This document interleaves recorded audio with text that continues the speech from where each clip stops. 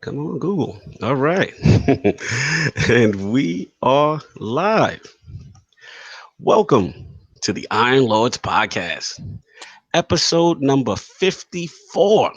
And it's another glorious Sunday, and we are back at the round table on the Lord's Day. I'm extremely excited about our special guest, and we've got Nintendo Direct and Inside Xbox presentations to discuss, so we're going to get right into it. I want to introduce a Lord who is not only critical to the vitality of the gaming industry, but in my opinion, represents the few to truly have a finger on the pulse of the culture. This Lord is a true gamer who is extremely personable, down to earth, and it is always a pleasure to hear his informative viewpoints on both the Super Deformed Games Cast and the Basement Radio Arcade Podcast. Introducing the United States video games industry analyst of the iconic NPD group, the Lord of precise analytics, detailed industry trends, and the man responsible for getting overly sensitive fanboys and their feelings every month. Making his debut into the realm of the Lords, my man, Lord Matt Piscatella. How you doing, sir? Holy cow. Wow. Look at that. You're in the realm of the Lords, man. Geez, what do you? Thanks. That's like you talking to me. All right, cool. Thank you. Hi, it's good to be hanging out with you guys. Thank you. Absolutely, man. You're a Lord at what you do. Really respect your work, man. Huge fan. I love tuning in to the SDGC and BRAP, and always respect your viewpoints. Very solid, man. Really appreciate you. And a pleasure to have you actually on the show. Thank you. Right on. Thank you. Absolutely. And of course, we have the four horsemen of gaming, those usual suspects at the round table. My co-host with the co-most, my brother from another mother, will be joining us soon in progress. But of course, we have our most technical gaming lord, the solo gamer who lives for the single player selfish experience, and also the Lord of Receipts, Mr. Offline Profile Illuminati, my man, Lord Sovereign. How you doing, sir? Doing good, man. Glad to be at least 75%, going forward. Voice sounded better. Yesterday. Voice sounded better. Yeah, yesterday I was still sounding horrible yesterday. And the funny thing is, like last Sunday after the show, like I just kept going downhill to the point where I told wife, I was like, we got to go to the doctor. So I get to the doctor and I'm like, no, my throat is hoarse. I'm not feeling too great. And so, they do a slew of tests or whatever. They're like, so you have walking pneumonia, and in addition to walking pneumonia, you have a throat infection and ear infection. I'm like, oh, okay, so I'm on the cusp of death. You're telling me? I had no idea, no clue. But all you thought was a sore throat. Yeah, I just like my voice is gone. And so I have all the drugs though. All the drugs. So you're antibiotic up. Yeah. I'm good to go. Okay. Yeah, don't scare us like that. Yeah, that's pretty serious. Yeah, man. I was like, my eyes opened. I said, really? I mean, what the heck? Like, where did this come from? But Well, we're glad to have you back in the realm of the Lords, healthy and hopefully pneumonia free. Yeah, hopefully. No doubt. And of course, we have the excess gamer. Ooh. The Lord of Combat Sports, who is a man of his convictions, demands nothing less than that premium experience. It is the Tiki Torch Extinguisher. Ooh. Beloved Lord King, how you doing, sir? Oh my God! Do you understand how good I'm feeling today? The boxing gods showed praise last night over these two combat individuals. Now, you had a lot of combat going on last night, and I'm just going to get to the cusp of the fantastic fight that you had in front of you, brought to you by, guess who again? Who? Al Heyman and Showtime Boxing. Showtime Boxing. You're a huge fan. I know you're Boxing a huge fan. Is not playing this year. They're not playing this year. They're putting butts in seats, and they're getting that heart racing. Now, let me tell you something about Sergey Lipinets.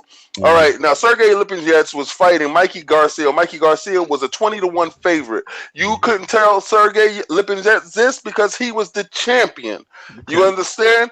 He went to Texas to fight Mikey in Mikey's backyard. The ball's on this kid. He was 20, I think 22 years old, young kid, and I could do nothing but root for this kid because I saw it in his face when everybody's in the stadium is against you. He was up against it. I respect that. It's like you're on the road, right? Like, yes, sir. I respect that. That's a lot of heart. Yeah, they said his name. They said the champions, and he's a champion. They said his name, and he got booed. His wife was there. She was in hostile territory for her husband. You paint the picture, baby. Yes, man. You know why? Because it tugged at my heartstrings. This boy was there. It was a rocky moment he was going to have. And he was up against an exceptional talent in Mikey Garcia. And Mikey Garcia did not let anyone in that stadium down. These guys pitched a war, I'm telling you. They pitched a war, a fourth, back and forth, left, right. They was hitting each other with punches that was so beautiful. They were hitting each other at the same time. It was like a Rocky movie. It was insane. It was just Mikey's an exceptional talent. Lipinets was trained and is trained by the great Buddy McGirt. I asked. Oh, Buddy, I remember Buddy McGirt. Wow, I'm showing my age. Yes, I remember Buddy McGirt. Wow. Listen, I had to show wifey what Buddy McGirt looked like. You understand? And this man, he's the essence of boxing. And he passed his DNA on to this kid. And this kid looked like a Russian Buddy McGirt. Okay, I gotta watch, man. Showtime. You sold me. You sold me. Last time you put me on the Errol Spence. Yes, sir. Now, I'm definitely what Sovereign. Do you get the cosign? Do I get the do I yeah, get you this definitely kid? get the cosign. Like this kid came in there, and again, Mikey is coming up in weight class.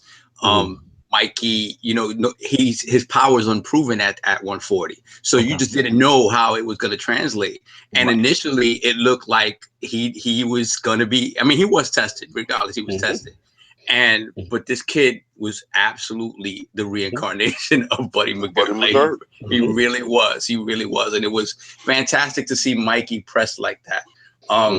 Because, again, it's going to open him up to bigger and bigger fights. Yeah, see, so Nice. Mikey drops the kid. Both Mikey and Lipinets throw left hooks. Mikey's is a little bit sharper, hits him on the chin. This is where the season comes in. This is the kid's 13 pro fight. All right, he has 13 pro fights and 10 knockouts. Okay, so the boy is in there and he's mixing it up with Mikey, who has 39 fights with 30 knockouts. Okay, no losses. And both of these guys had no losses, and it showed on their record. My hat is off to Lipinets. Lipinets, I would like to tell you, sir, you were in the building. I was rooting for you. I've never heard King give this much praise. This is like insane. Listen, I tried to give my energy through the TV to the guy. Take all the King has to give you.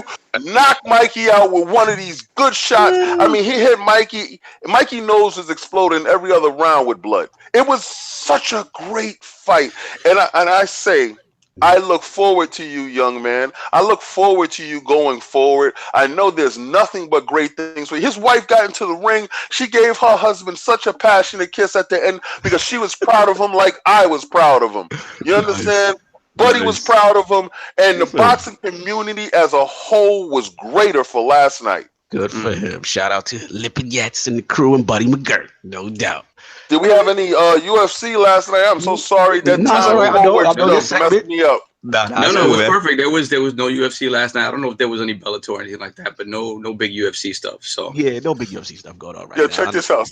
Check this out, right? So I'm finishing, right? I finished the fight, and we watching Thor Ragnarok after. So I told the kids, we can watch Thor Ragnarok. Daddy will shoot out to work, and he'll be right back. Yeah. All right. So we watching Thor Ragnarok, and it's 2:00, and I'm like, I'm gonna get ready to get out of here. 3:00. I said, what the hell just happened to the clock? Oh yeah. King is fine. Not to cut you, King. We gotta move on. We gotta let's do this. Go for this. Go for this. I said, we don't want to put back with our fight talk. And of course, it is Lord Cognito here, spreading that gaming realness on the ILP. Not telling you what you want to hear, but what you need to hear. So before we get into what the Lords are playing this week, I want to start off with Lord Piscatella. his video game system history, also his journey in the entertainment software industry for over 15 years, and of course, what led him to the legendary NPD group. So, Lord Piscatella, let's start from the beginning. From a gaming perspective, what were kind of like the first systems you had, and what kind of got you into gaming? Oh man, so my uncle, when I was 4 years old, brought over like the 2600. I think on the day it came out or something. Ooh, wow. And he fired up asteroids on that thing, and then I was pretty much done. I'm like, yeah, I want all of it. And then really, when I finally got one and started getting to Pitfall and Star Raiders and Kaboom, man, like I was pretty much done. So classics. yeah, that was my start in gaming. Played Pong at the original bar that was in San Francisco, where it was put up for the first time, like in 70, must have been 76, 77, somewhere in there when I was like 3 or 4. So yeah, man, I've been a big fan of games from the very beginning. So 2600 was the first, right? Yeah, the first home system. Yeah, and I was pretty much sold after that. So nice. Yeah, so apparently, according to some people in the government, I should be out, doing bad things. But I just want people to have fun and hang out and be groovy. And God forbid it influence us in a positive way, right? yeah. I mean, I don't know. So yeah, that's pretty good. And then I found my way after working for Banana Boat suntan lotion for a while and working on some dog food analysis. I was working at Pedigree, analyzing 16-ounce cans of lamb wet dog food. Yeah, dude. So I made it to Activision. Nice. What was your role at Activision? I worked there. Well, I had like 6 jobs in 6 years. I worked in sales planning, trade marketing, retail planning, long range forecasting, everything with basically a revenue number. So did that. I think my first game I worked on was Shrek 2. Oh wow! And then all the way through like the Guitar Hero, the Call of Duty era, and all that fun stuff. Nice. Headed over to Warner for like the last 8 or 9 years as a vice president of sales planning over there with Batman and Mortal Kombat and Scribblenauts and Lego and all that fun stuff. So wow, very cool, very cool. Two big entities. Now my question, I just want to bring you back just a little bit because I gotta get the history. So from the 2600, where did you progress system wise? Give me like the next almost chronological order for you from a console perspective. All right, so 2600, then the Dreamcast for like a minute. Okay. Then the NES where I was a Contra and Blades of Steel guy. Blades of Steel, remember that? Wow, remember that? Yeah, that was a good game. Blades of Steel. Then I built my first gaming PC around 96. Okay. About the same time I got into Genesis and NHL, 93, 94. Wait a minute, you talking iconic NHLs now. You talking 9-4 now. Like that's huge. Actually, we had Bill Stillwell on the show, and that's one of his like favorites of all time. People are arguably saying it's the greatest hockey game of all time. Okay, so there's two schools of thought here, right? First, there's NHLPA 93, right? It wasn't actually NHL because it wasn't licensed by. It wasn't licensed, correct? But it was licensed by the Players Association, so you could actually fight in NHLPA 93. Yes. But an NHL 94 is the more iconic. That was in Swingers, right? That had that was the classic scene with it. Yes. Yeah. So like, there's a lot of discussion about how NHL 94 is the greatest hockey game ever made, but I would argue that NHLPA 93 is still the best hockey game ever made. And I will fight anyone who says otherwise. Piscatella, we're gonna get Bill Stillwell back on the show. We're gonna have an NHL 93 versus NHL 94 square off because you guys are hardcore. I love it. Over at Warner Brothers, we had a big tournament. We had an NHLPA 93 tournament I put on. That was a lot of fun. We had like 64 entrants and had a blast doing that. So yeah, I still have a Sega Genesis hooked up just for NHLPA 93. Was a great system. Now, did the Super Nintendo sneak in there at all, or you kind of? No. Then I fell down a PC hole, and I was basically a PC only gamer until. God, the mid 90s when I picked up 360 and PS3, or mid 2000s where I picked up a 360 and PS3. So I never had an N64, NES, an N64, or whatever came after that, the Cube. Never had any of it. I was pretty much PC only. But Gotcha. Yeah, but then when I got in the industry in like 2005, I bought everything ever since. So Yeah, that the what you claim did is that for level. work. No doubt. Now you did mention Activision Blizzard, and you mentioned Warner Brothers specifically. Like any specific memories, anything that stand out during your run during those two kind of major entities? Yeah, there's so many. Mhm. The industry, from the perspective of people that follow it from like a fan perspective, like Mhm. there's a lot of misconceptions out there about how the publishers are these big corporate entities full of suits and everything is science and everyone's very serious and understands everything that's going on and they have plans and big machinations. Mhm. Really, like the publishers are just normal people and they're hoping that things go right and sometimes they don't. Mhm. I mean, a couple of the ones that really stand out to me was the morning after Call of Duty 2 released on the 360. Huge game. Yeah, it was a huge game, but we didn't know it would be at the time. Like Call of Duty 1 on PC did pretty well, but it wasn't Call of Duty. Right. So the day after Call of Duty 2 launches, and if you remember, that was the game that had the $10 price hike. That first game, Yes. yeah, Correct. that was the first game launched at 59, and everyone was really nervous about that. And I got in very early the next day. I was the second person in the office behind our VP of sales. Mm-hmm. And I remember sitting there about 6:15 in the morning. She got her first call from the East Coast saying that Call of Duty 2 did really well. And she said, I think we have a hit. And that was like the beginning of really Call of Duty becoming Call of Wow. Duty. So, that was really fun. Huge. That's huge. Yeah. Yeah, stuff like that was really fun. Times like when I was at another meeting where basically they wanted to make Blur the adult version of Mario Kart. That was pretty funny. Really? Yeah, that didn't work out so well. And then like when Tony Hawk's Ride was coming out, I don't know if you remember that. It was a with the peripheral-based skateboard. skateboard game. Yeah, it's had a big plastic skateboard. It had tech in it. And our CEO at the time, not Bobby, but Mike Griffith, came over to the area where it was hanging out, and he got on the board, and he almost fell off and like hit his head. Oh, you serious? Yeah, just fun stuff like that, man. It's fun stuff. There's just so many crazy stories, and it's just one of those things like. You read the message board posts and you read Twitter and they're like, oh, these gaming companies, they know what they're doing. They're out to screw us and blah, blah, blah. And no, like, sometimes. So I was around for the Project $10 initiative when Catwoman, I don't know if you remember, but Arkham City, Catwoman was a $10 charge for people that were buying it used. Like, we didn't know, like, we didn't have we were like, well, maybe this will work. Maybe it won't. Like, I don't know. And it didn't work, right? So, anyways, stuff like that happens all the time. But yeah, those are just some of the fun memories. No doubt, no doubt. So, do you think the perception is like? I know gamers today, like a lot of the big, they almost look like the evil corporation. Like, do you feel like? I mean, we all know this is a money making business, but do you feel like it's that gamers have a misperception? In reference to that, like that they're all out to get them. Well, some of them are out to get them, sure. Like I know some evil. Man, I know some evil.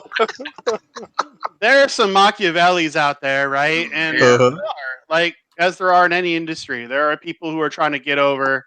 But the vast majority of people want to do what's right for people. Like their game, they want to like feel good about what they're doing. They want their customers to feel really good about buying stuff. And I think the overwhelming majority of people, when they do things or they create programs or games, like they're trying to make things that people really like that can also pay the bills. Absolutely. And I appreciate your honesty on that. That's really cool. And then lastly, in reference to the NPD group, that's a huge deal as gamers. I know it's going to be one of my questions I'll have for you a little later, but it's a huge deal, as far as what's going on in the industry and the health of the industry. Kind of what led you down that path to link up with them?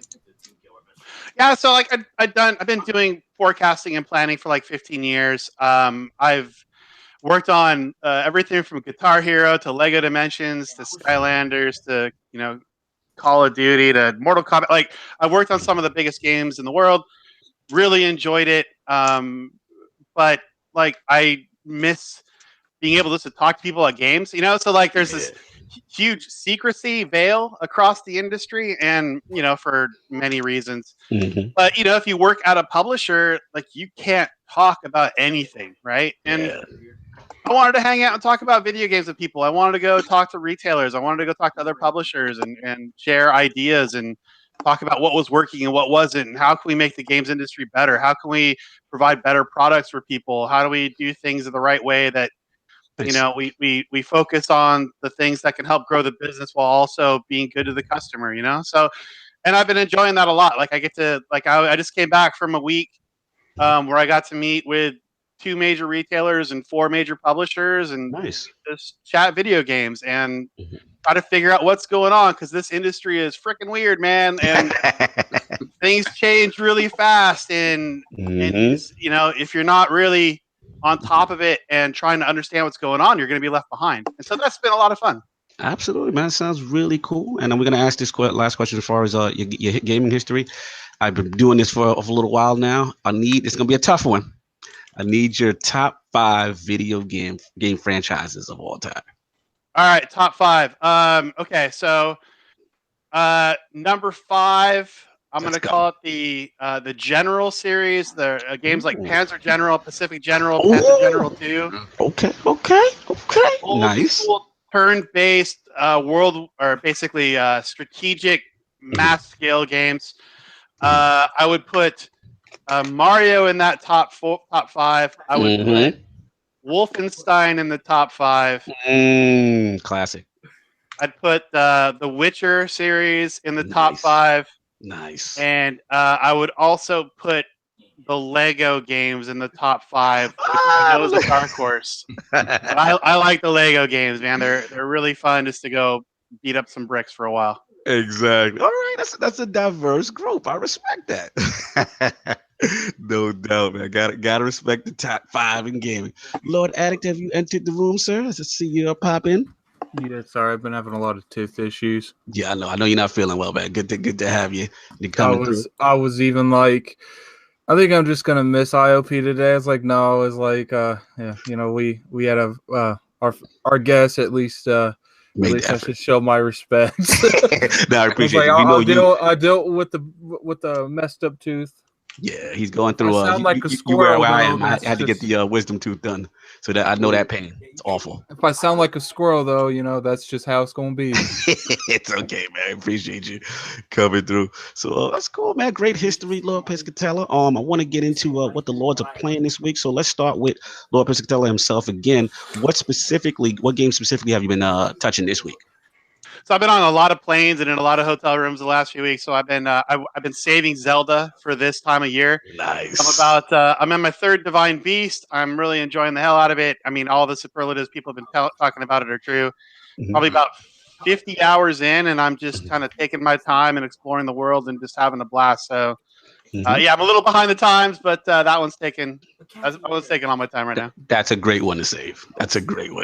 No doubt. Sounds good. Let me give Lord Addict his intro, since he may be limited with the wisdom tooth issue. My brother, of course, we have my brother from another mother, my co-host with the co-most, the difficult game conqueror, and the young How. What's going on? Like every time I do something, you're just going to keep adding to my intro? I keep adding more superlatives. I'm down with that. I just can't do nothing stupid. I know. I'm glad you can make it, sir, man. No, what you been playing this week besides battling the tooth issues? Nothing. I actually started watching the Jessica Jones season 2 yesterday.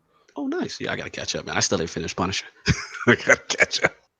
No, game wise, you having anything specific? Nothing? Not really. I've been sleeping for the most part. I hear you, man. I've been playing PUBG. Okay, there we go. Lord Sav, what have you been playing this week?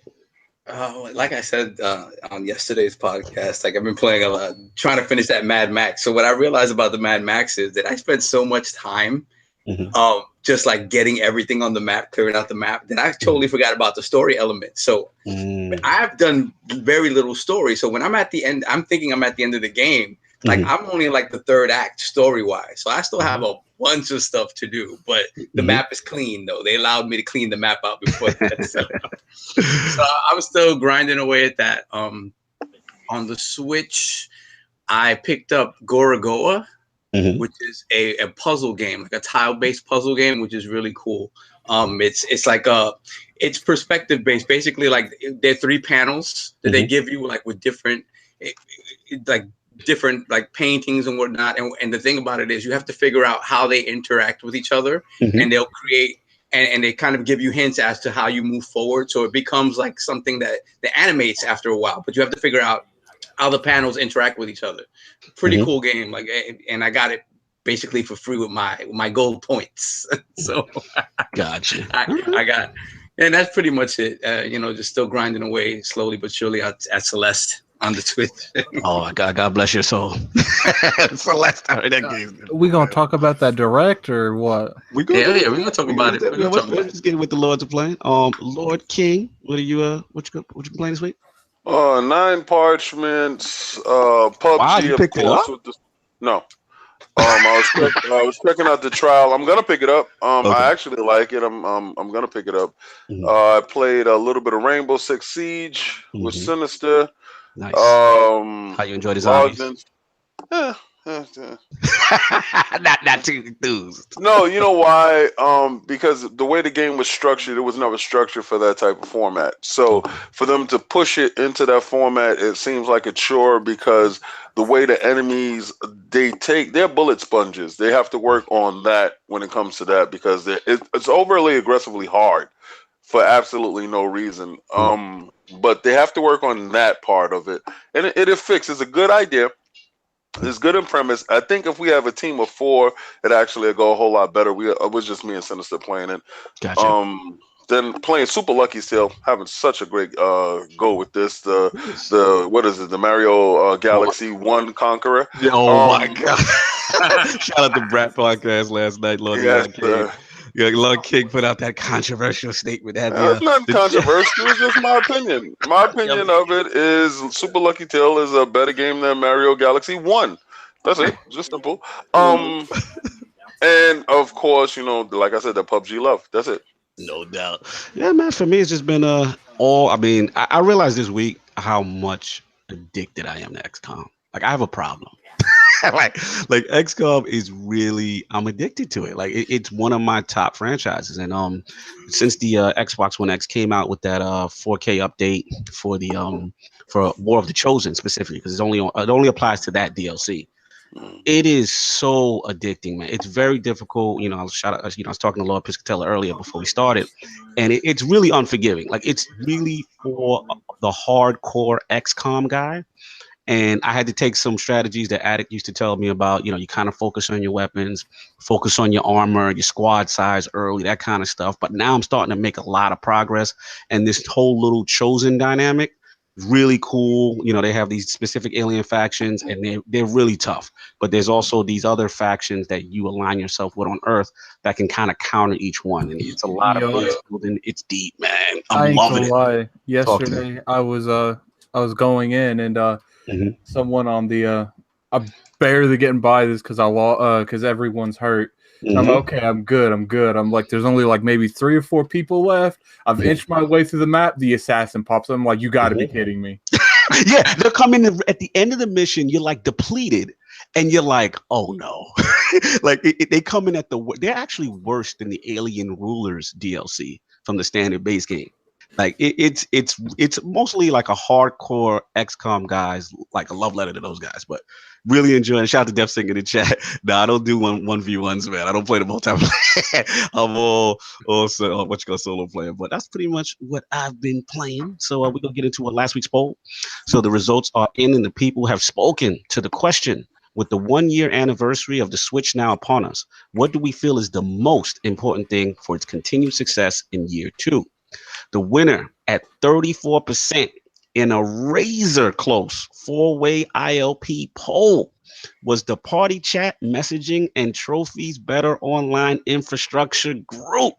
So they won the poll, coming in at second place. This is probably the closest ever. It's 1% difference.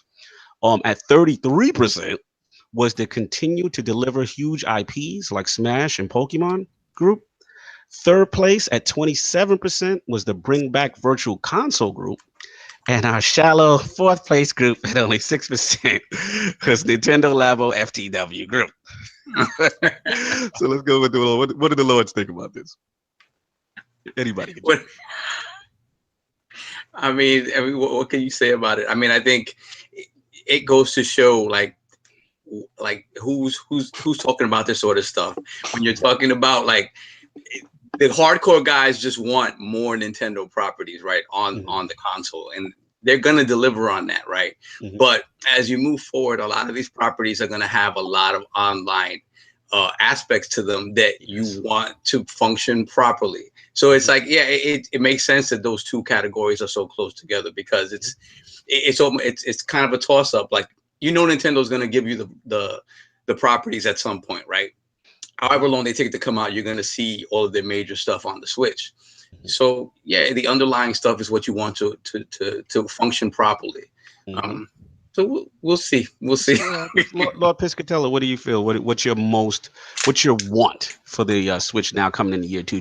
Would you prefer the online infrastructure first, virtual console, or the bigger IPs like the Smashes and stuff? So a slightly different take. Right now, the Switch is very much a core gamer box. These are devices that have been purchased by folks that already have one of the other big consoles for the most part. These are core gamers that are in the system. I think what's most important for the Switch in this year and beyond is getting past that core gamer group, getting into the mass market, getting mom to pick it up for a little Johnny or little Jane that doesn't have a system yet. So it's about focusing on the family, the kids, and widening that circle, and things like Labo or whatever you want to call it, Labo. We'll do that, but then also like getting the games like Kirby, and then ultimately Pokemon RPG, which is going to do everything. Yeah, that's going to change the game. That's my take. Okay, all right. But you personally, Matt, do you want? If it was up to you, would you want just the big titles or ahead of the online infrastructure? You personally? So I'm most interested to see what they do with their online service, how it incorporates Smash, how well they can evolve in the modern video game environment now that they have a really hit system on their hands. How do they maintain the momentum? And I think they do that through a number of ways. But yeah, personally, I want to see that online service be fantastic value for the money. So we'll see. Absolutely, I'm with you. All right, so we're gonna start off these topics, but we're gonna debut a little segment since we got Lord Piscatella in the house, in the round.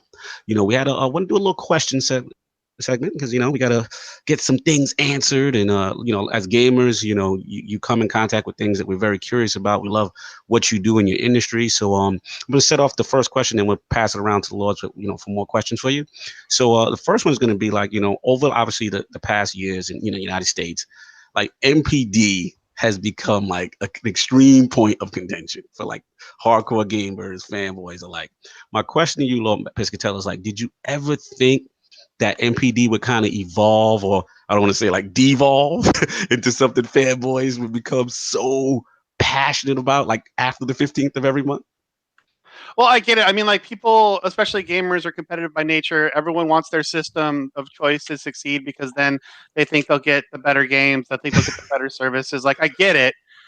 I think there's just a misconception of how these companies look at these sales figures.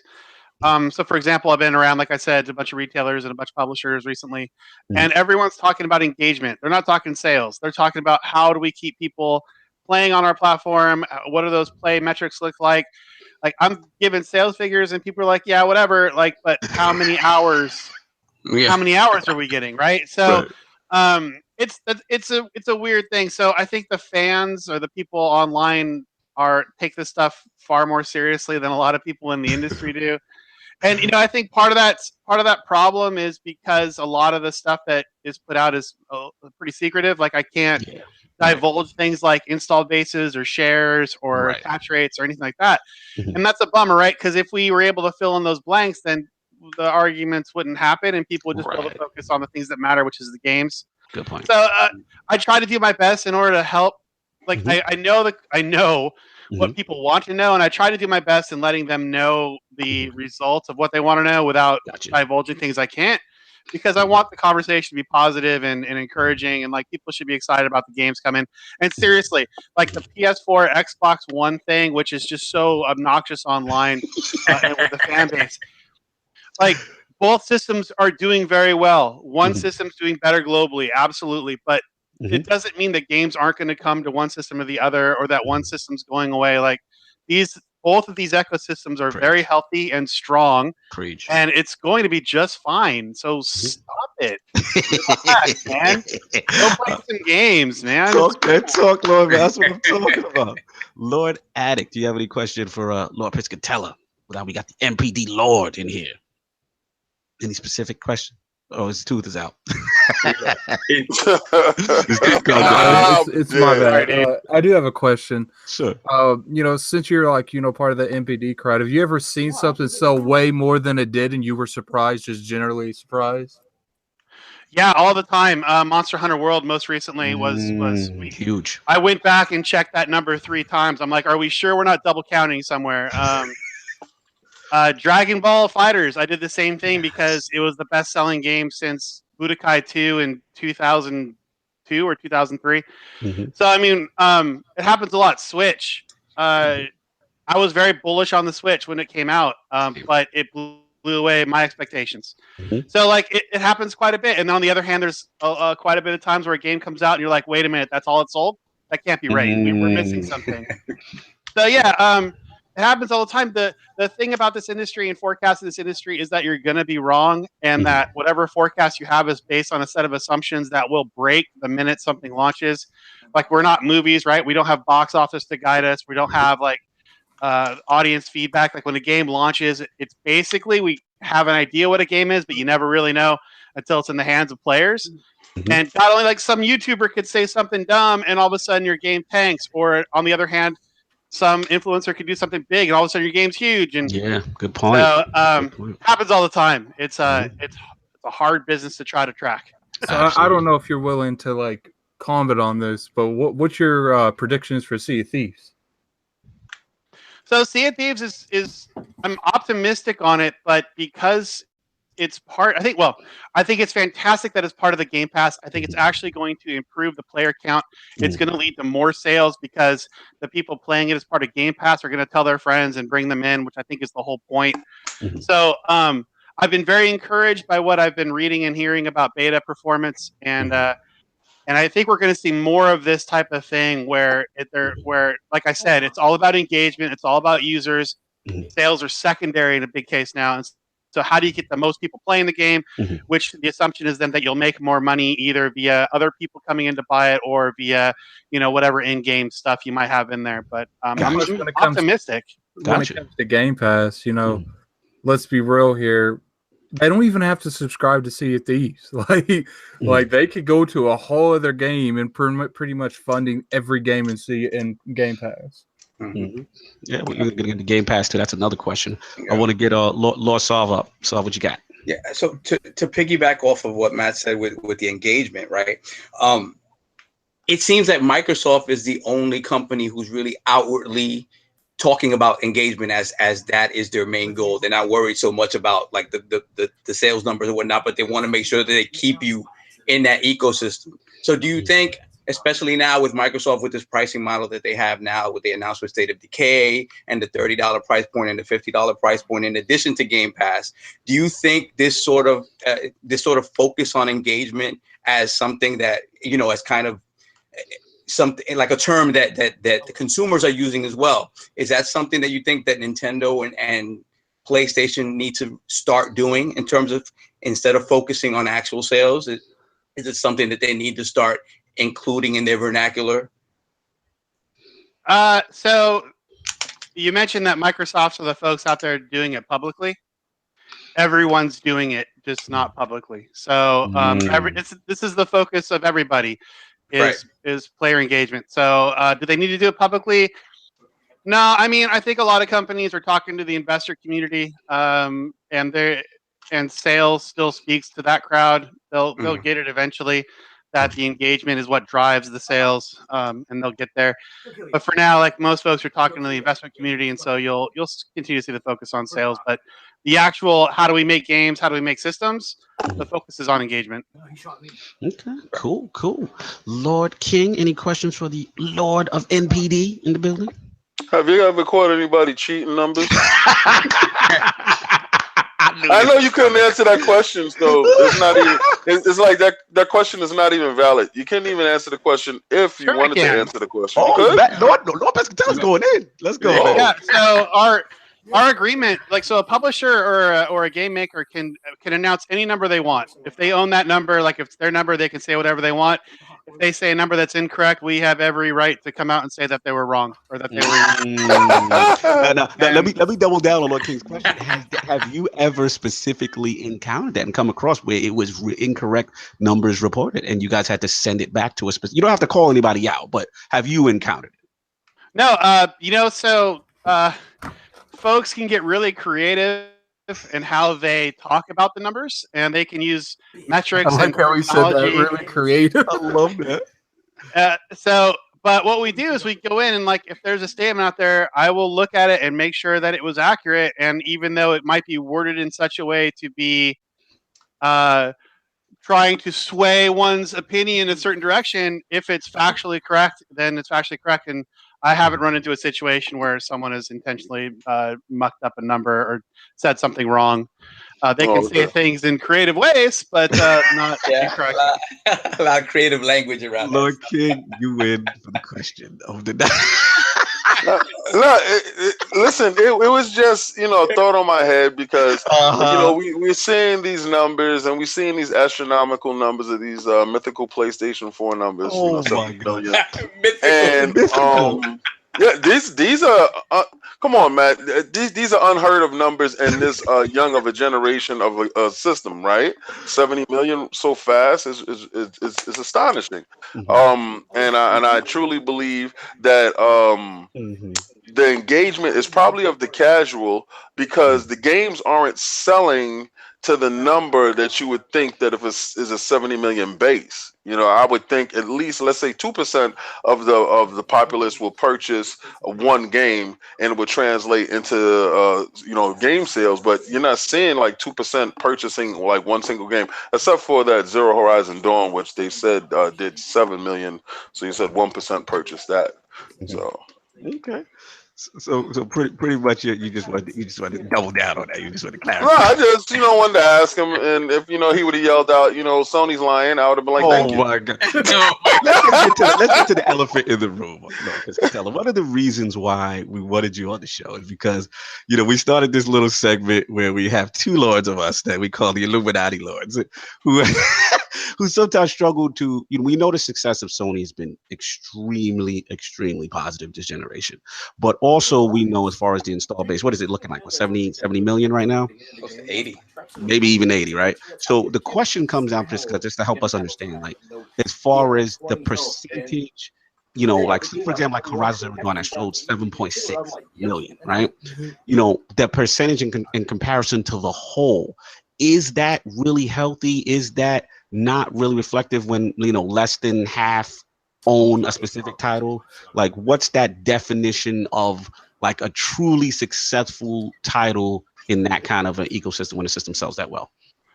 Oh, that's a really great question. So really like a 10% attach, right? Which the Horizon Zero Dawn number kind of translates to ballpark is phenomenal. You don't see that kind of attach outside of maybe like the Call of Duties or the Rockstar games of the world, right? So if you are in mid single digit attach rates, you're doing fantastic at this point in the cycle.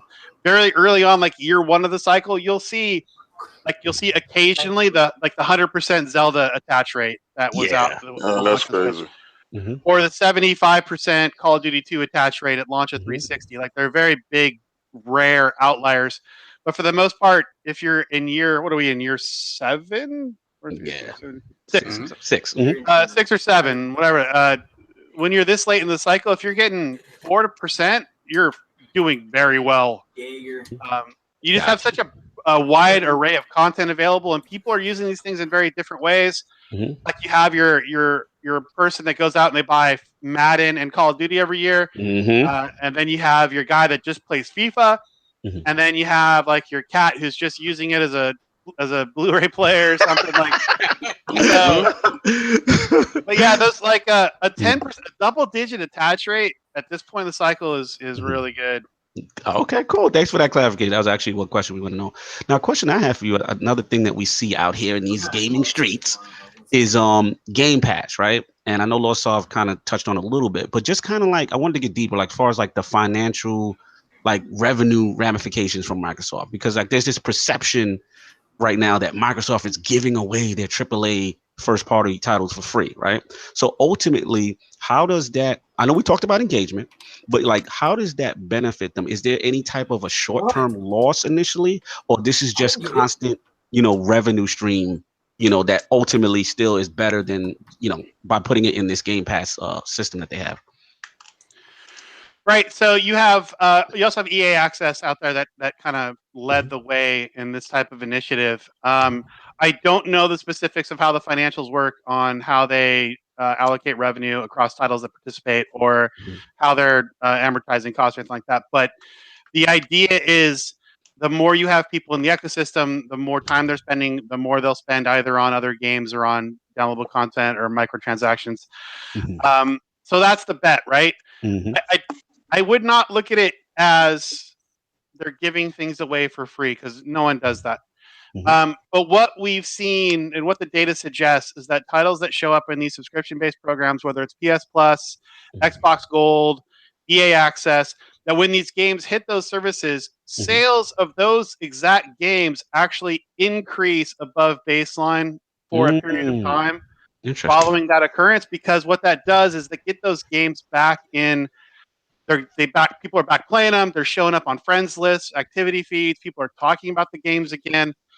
At some point, you'd have to imagine that the number of games in a service like that could dampen that impact or that effect, that halo effect. Not Master Chief Halo, but Halo as though like a wide sphere of influence. But we haven't seen it yet. So I think that's the bet. The bet is like, hey, the more people are playing our game, the more people are going to buy our game, even if the initial folks playing it are getting it via subscription service. Awesome. Let me just follow up with a quick question by Kid Smooth in reference to that same topic. Will downloads from Game Pass count in NPDs? That was his question. Do you think? Oh,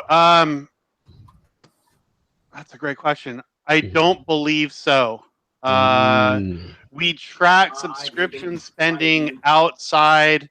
We still track our subscription spending as part of total overall spending, but we don't track it as part of the individual game performance. Kind of like a hardware bundle where you, like, if you buy a PS4 and it has Call of Duty in it, that game sale isn't counted. It's counted as part of the hardware. That's part of the hardware. Oh, okay, gotcha. That's a great. Thanks for that question, Lord Smooth. I'm sorry. That is a very good question. Very good question, Lord Attic. I cut you off. I'm sorry, my God. That was like another thing people don't realize on the Game Pass is stuff like Halo Wars 2's on there, and they probably got $50-$60 worth of expansions that people's going to pick up because of it of Game Pass. Absolutely. Yeah, and if a game like hasn't been selling that much or whatever, like anything you get over your baseline demand's good, right? So you have Game Pass or you have some other subscription service, you have a couple games out there that bring people in the door, but then they play other things, and overall, the ocean rises and the pie gets bigger, and I think that's the philosophy behind it. Absolutely. Any other questions the Lords have for Lord Piscatella? Saab, anything else? So with the pie getting bigger, like back to like the how Nintendo and Sony sort of react to that, because Nintendo, I think Matt made a comment a few days back about how physical sales are going to continue to grow, especially on the Nintendo side. So does Microsoft's kind of not necessarily focus, but that this with their services being like digital based, do you see the other two kind of following that route at some point? Because I think a lot of people, including myself, like I've gone primarily digital everywhere, right? So the fear is that like Microsoft sort of has a roadmap for what they want to do with Game Pass and just the Microsoft ecosystem in general. And PlayStation hasn't necessarily clarified what they plan to do with that. Neither has Nintendo. So it's like, do you have kind of any comments on what they might be thinking and doing in the future? Anything that might indicate that they might be looking at that sort of structure as well? Right. So you have short term and long term. Short term, maybe midterm. So call it the next 5 years, right? Mhm. I think what's happened is each manufacturer has developed a very specific approach to their product and their customer base. They're differentiated. So what Microsoft's doing is different than what Sony's doing, which is different than what Nintendo is doing. And I think that overall has led to an increase in overall sales because you're no longer having substitute products battle up against each other, right? Back in the day, if you bought a PS2 or an Xbox, it didn't really matter which one you bought other than the exclusive games that were involved. Now, like the ecosystem and how it's structured is very different. So I think like Sony and Microsoft still compete fairly directly, but not as directly as they used to. And then Nintendo's on a whole different planet. Like things that happen to Nintendo have no impact at all on PS4 X1. Things that happen on PS4 X1 have no impact at all on Nintendo. So for the short term, I think everyone, they've all found a sweet spot with their customer. I think they hold on to that sweet spot. But 5+ years out, say we're 2022, 2023, as long as net neutrality doesn't get disintegrated and people aren't spending $200 for their internet connection and having data caps, like in a world with 100 gigabyte games on next gen systems, that's going to have a big impact on it. What net neutrality looks like, but ultimately, I think if that works okay, the profitability on digital is so much better that you're going to see everyone lean that way. Gotcha. Now with that digital, just to follow up with your point on digital games. Now with the rise of like digital media, kind of like accounting for more of the percentages in the sales and stuff. Like, has that been harder, like to track? Harder to implement? I know, especially with Nintendo not really reporting digital sales still, to my belief. Like, how much do you think that piece of the pie is missing, and do you think it will ever be kind of fully implemented so we can get a true idea of what the digital sales health of is in gaming? Yeah, it's been difficult, no question. So we have something called the Digital Leader Panel. We have a group of publishers that do provide their digital data on Steam, Xbox, and PSN. It's basically all the big ones with the exception of Bethesda and Nintendo. We continue to try to work. Wow, I didn't know that. I'm sorry. Yeah, so Sony, Microsoft, Activision, EA, Namco, down the list, Capcom. So we have a really good chunk of digital data providers. We can't speak publicly on breakouts of that kind of thing, but we do track them in the overall spend. But we're missing DLC, we're missing MTX that we sell. We have a pilot program going on those, so hopefully within the next couple of years we can get that going. And we're still missing the really big pie, which is those PC games, the free-to-play PC market. So things like Battle.net, Origin, Uplay, League of Legends, like we're missing that spend too. So it's a challenge. I think the challenge is that gaming has become so broad, and there's so many ways to engage with gaming. It's a tough category to get to, and all these companies, especially the big ones like Tencent and all those, are very private with their data, right? So there's a long way to go, but I think we're doing a better job than anybody else out there in estimating this market and tracking what we can track. But it's not easy. That's for sure. I could imagine. I can imagine. Oh, any other question before I have like just two more from the fans, and I just want to make sure the Lord's. Yeah, I have one quick question. I don't know if you could really comment on this, but what are the breakdowns from digital sales to physical sales? Are they closer than people think? Actually, physical is still the primary way people buy video games. I think the misconception out there is that the digital share rate is consistent across titles, and it absolutely is not. Some titles will share at a much higher digital level than other titles. And I think what people get in trouble with, they go, well, X% is digital because one line in one report a year ago said that. And it's not the case. So it's very much a case-by-case basis, and it all depends on how the companies are marketing and promoting their games. So the more a game is promoted on those storefronts with discounts and pre-order bonuses and gold editions, the higher that digital share tends to be. So Cool. Another point of contention was I know a lot of the Xbox community and fans. Sometimes the inside joke is, they're selling not a lot of games, but a lot of controllers and accessories. So my question to you is, I know recently, I believe it was last NPD, I think you had made a tweet, and it was just talking about the health of accessories and how well it's doing. I just want to know if you can comment on that. As far as, I mean, obviously we know that there's always a lot of new controllers and new bundles that Microsoft puts out, and just people in general, even the headset industry. I believe it was Turtle Beach that led, last month's NPD. What's your standpoint on the accessories, and in reference to the community saying, why are they doing that when maybe in reality it's actually successful for these companies?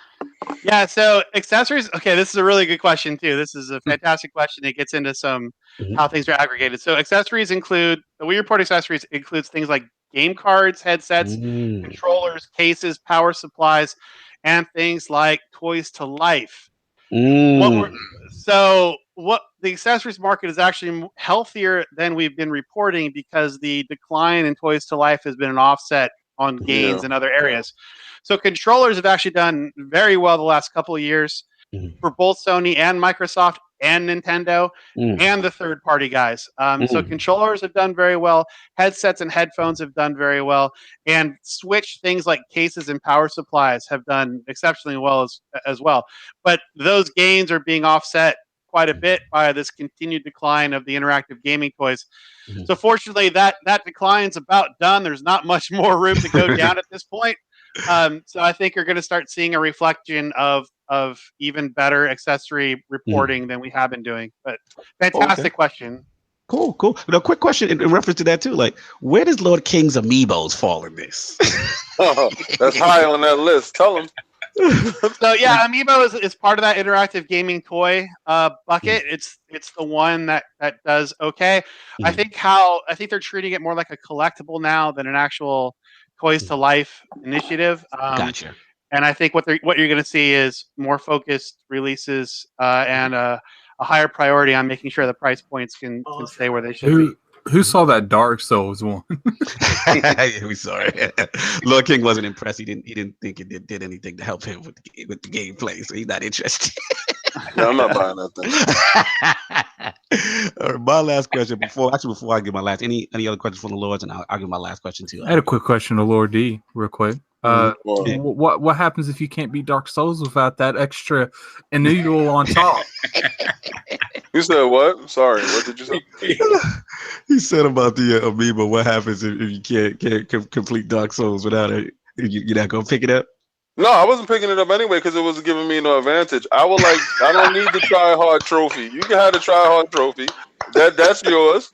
And I'll take the casual trophy because if it actually gave me a little ghost knight that would run next to me and would stab people, or gave me a spear that I could actually one-hit kill, yeah, I'm that guy. God. So and then we will both get the same ending, and you can have the mythical pound for pound title that you walk around that I don't care about. And I can walk around with the same ending that you got. So basically, you're happy with the amiibos like in Zelda Breath of the Wild. That's right. The real amiibos. The daily food every day.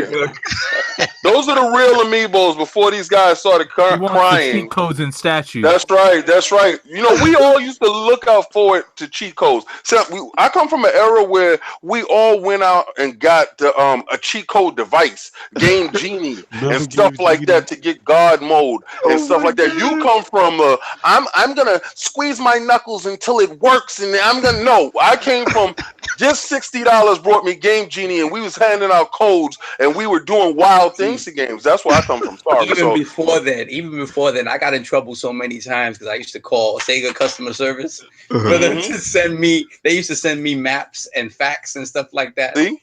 But the phone call was expensive. So yeah, I remember getting reprimanded for that.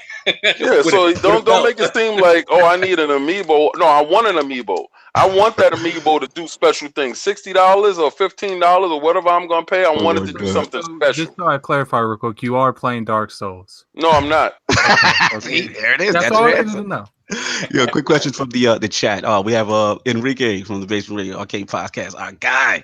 He had a quick question for Matt. He said, "Do you think Microsoft and Sony will release new hardware in 2020?" Probably. Yeah, Enrique is cool peeps. Hey, Enrique. So my forecast currently has 2020 being the year for PS5 and whatever it is Microsoft does next. I don't think, looking at the sales data, I don't see any reason to do it earlier, although I've been surprised in the past. We'll see how it goes. But yeah, 2020 is my assumption. Okay, cool. All right, and then my final question in reference to the question segment, as we now had the Lord of NPD. In reference, basically, there was another analyst, I believe, in your field that he made some prediction, and he said that he feels that Nintendo will eventually surpass Microsoft's console market share in 2018. And obviously, I don't want to say that comparison is 100% fair. Obviously, Nintendo has the Switch, the 3DS. A lot of limited time products like, the NES Classic, Super NES Classic, well as Microsoft just has per se like the Xbox One. But we do know, the Switch is what the Switch is. And as far as 2018 coming in, and, what do you feel in reference to these analytics and these guys saying that in 2018 that Nintendo could surpass Microsoft in that respect?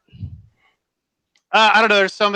There's so many definitions of share. It's kind of hard to talk to. I don't know. I haven't even looked. I don't generally look at share. Gotcha. And I'm not trying to be evasive of the question. I just don't know if share matters. Like, I know it matters to people. I know that it matters to executives. I know like people are interested in the number. But in terms of like, what is the ultimate health of the industry? How are things selling? What's going to move? What's not going to move? Share is the result of all those things and not a driver of those things, if you know what I mean. So, gotcha. Yeah, I know it sounds like I'm trying to evade the question. I'm not. I have no idea where the share structure is right now, or even like the kind of share they were talking about.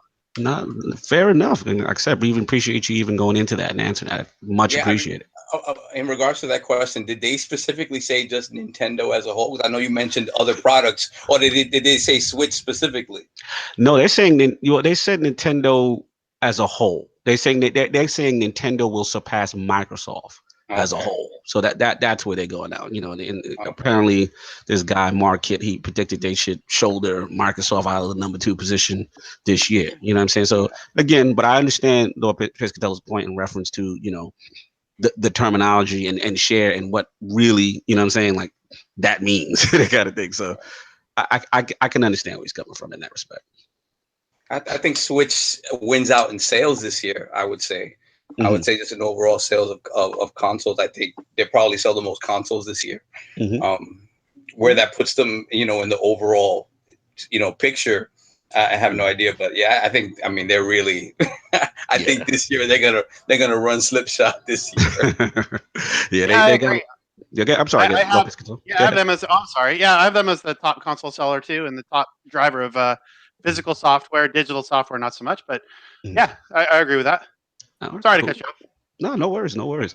Cool. So I appreciate all those answering those questions for us. A lot of gamers, always every month we always have these discussions, these debates, and it's always good to get some clarity. So I appreciate you with that. Now we got some. We're gonna get in these topics, and it's just gonna be a couple of topics, but we actually have some hot off the presses at the round table. A raven was sent from the other lords. So it looks like just actually, I don't know if it was yesterday or a few days ago, one of BioWare's most prominent writers, Drew, I can't pronounce this guy's name, I'm gonna say Carpetian. He was actually the lead writer on Mass Effect 2. So it's just been reported that he's left BioWare, and he was the one writing he left the studio. He was the lead writer for Anthem. So it looks like Casey Hudson. Yeah, the reason why why I'm bringing this Shades up. of Destiny. Oh God. I'm bringing this up, Lord King, because again, just want to clarify. Casey Hudson. Actually the GM, who huge fan of Casey Hudson. From Mass Effect 1. He actually came out in a statement and responded to a Twitter fan. He basically just said, look, that Carpetian had finished his work at Anthem. He's saying his work was already completed, and then he left. And then they did speak to, Carpetian again. And apparently it's not the first time he's left before. Like he was probably his best known for his being the lead writer for Mass Effect 1 and 2. And then between the periods of Mass Effect 2 and 3, then he left and he kind of went into do novels and his own kind of graphic novel kind of thing. But yeah, he put it on his personal site and left again. So I want to bring this to the Lords. Like, what do we feel about this? Is this shades of Destiny 2? Are we overblowing this? But this is hot off the presses. The Raven just came through and dropped the note off in the realm. What do the Lords feel? It's very valid. It makes you get queasy in the stomach, especially we keep associating Anthem with Destiny. So now it's probably living up to the whole Destiny moniker that it has set forth. Because what did we lose? Did we lose the writers before on Destiny, and they had to do some real condensed version? And they said that we were going to get so much more content this time and so much story.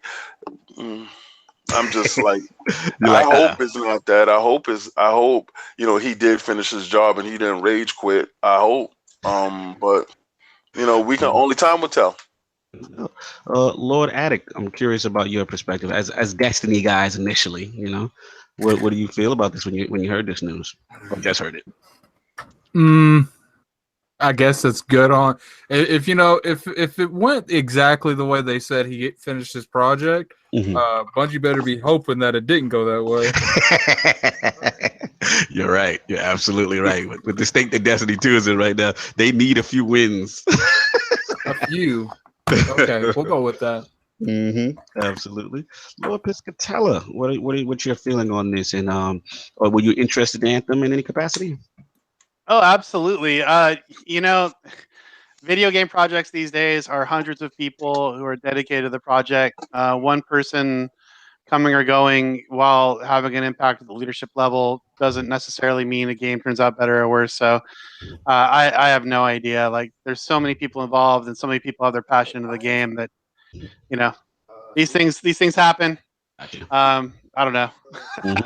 No, I hear you. I hear it's good. Lord, I'm sure they happen a lot more than it looks like. Yeah. Most game makers don't have a name like that, Yeah. Fair enough. Lord Soft, your feeling on this hot off the presses? Yeah, I mean, I'm kind of with Matt on this. I don't know what to think about it. I think the fact that they got out in front of it means that they know the type of impact that something like this can have on the community and speculation.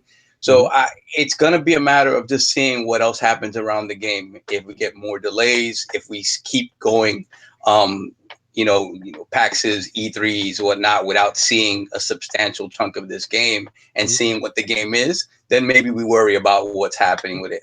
As of right now, it's one person. It's significant because he sort of drives the narrative of what, the story. So, so it's big, but at the same time, like, I'm not gonna.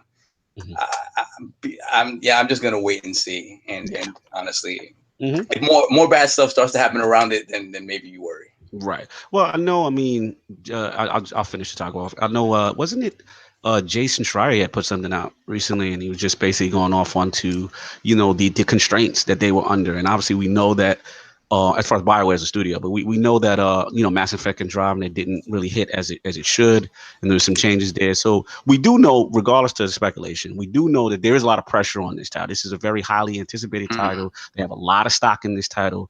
Like Matt, Lord Piscatella said, who knows? I mean, this could be something that he could have been done already, and then he's just moving on. But again, to Lord King's point, as Destiny fans, we've heard kind of like this kind of rhetoric before. Not saying that this is the case with BioWare, but it just makes you raise your eyebrow. You just hope everything's okay. You hope the game comes out. There's a lot riding behind it, and let's see what happens, man. Whenever I hear lead writers before a game release, it just reminds me of Destiny. So I thought it was quite interesting, when this came out. But we're gonna move into these topics. Lord Sov. Nintendo had a direct this week. What's going on, man? Yes, they did. They dropped it under everybody's noses. I mean, it was just one of those things where there was no speculation about this one, so it was kind of a surprise. And yeah, I mean, listen, if you've been someone who's been critical of Nintendo for porting everything under the sun to the Switch, this is probably not the direct for you. That narrative, that narrative hasn't changed that much. in terms of me, though, I'm happy. Give it all to me. Give it all to me. So let's start off with the 3DS stuff. 3DS very quickly. Must we? No, I'm just joking. I'll mention it quickly. If only. I'm a if hater. only I'm a because, switch owner. I'm a hater. I know. Continue. I mean, the tail of the 3DS you can't deny it. Like sales tail of this game, it's so successful. I can't be mad at them for continuing to release games for it. At the same time, you see that their segment is getting smaller and smaller. So it is getting near the end of its life cycle. How close that is, we don't know. Mm-hmm. But I mentioned it specifically because there are games coming to the 3DS now that I still wish they were coming to the Switch as well. So you have a compilation of WarioWare games, and I think some new stuff in there as well. That's coming to 3DS.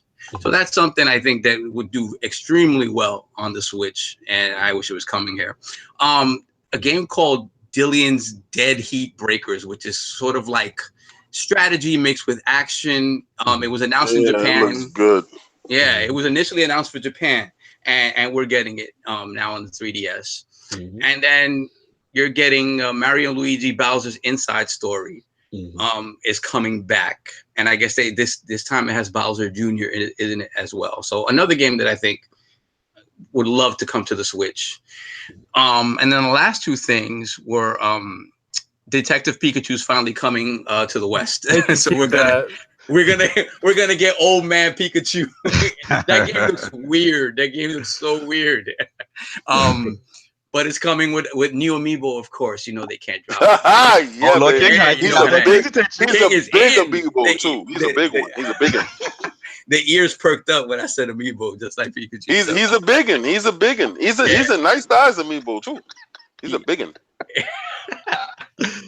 And then finally, we're getting Luigi's Mansion, a remake from the GameCube game. And I'm like, why are we not getting this on the Switch? Exactly.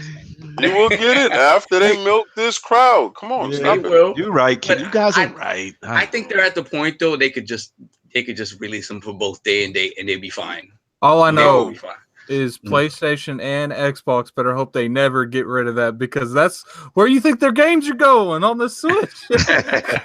we know the indie health is really doing well. When they put these titles out on Switch in comparison to imagine if the next Pokemon announced that it wasn't coming on the 3DS and it was only on the Switch. God. Like, you're gonna force a lot of 3DS owners to go out and buy a Switch. Oh, rage quit. They're gonna stand outside with their tiki torches, and that game will be announced for the 3DS. So it's way more 3DSs out there than Switches. So don't let those tiki torches come out. Yeah, I mean, let me ask Lord Piscatella this. In reference to that, being that I'm seeing this in the chat now that we're talking about it, the health of the 3DS, because it's still, I guess, doing so well, is that part of a factor as to why Nintendo's like, we're not going to completely abandon it? It's still, a lot of revenue there. Most gamers want them, like myself, selfishly. I'm a Switch owner, so I do want them to move on. But from a business standpoint, I do understand if it's really doing well, it's kind of hard to just abandon it. Like, what's your thought process on that? Yeah, so sales the last few years been very consistent. Generally, you see this late in the cycle, sales really kind of tail off down to nothing. But thanks to their release schedule and just how basically that, and because they've started to emphasize the 2DS instead of the 3DS and lower the price point, like, sales been very consistent. It's almost weird how, like, basically every year it's the same number. So I mean, as long as people are engaging in, like, so what they're trying to do is right now they're trying to provide mom something to hand to the kid that's not the cell phone. Like, so a $79 3DS or $89 3DS or 2DS that has Pokemon on it and a couple other games.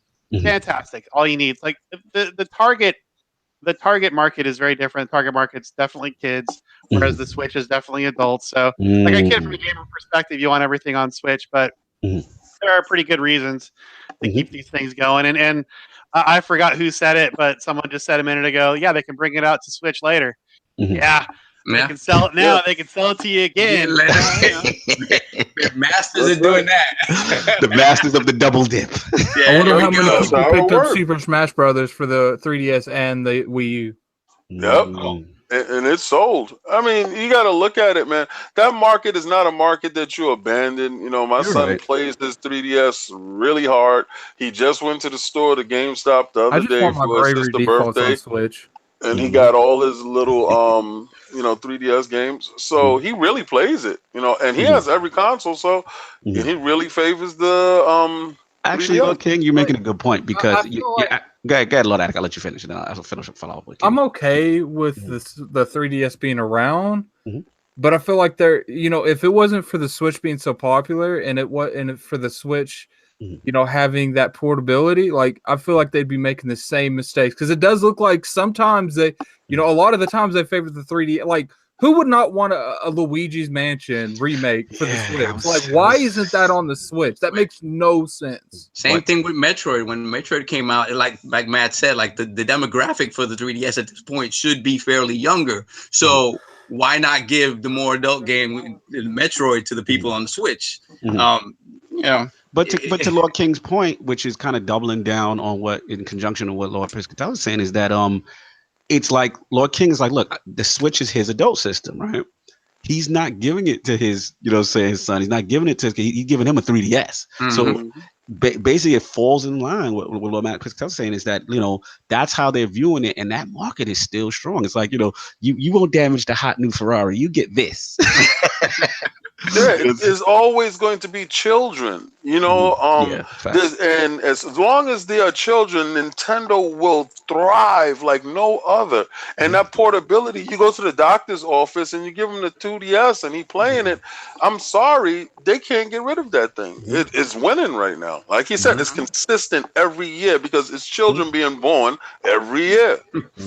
Absolutely. Yeah, all right. Cool. Go ahead, Lord Saab. What else did Nintendo have for us? So now we jump into the Switch stuff.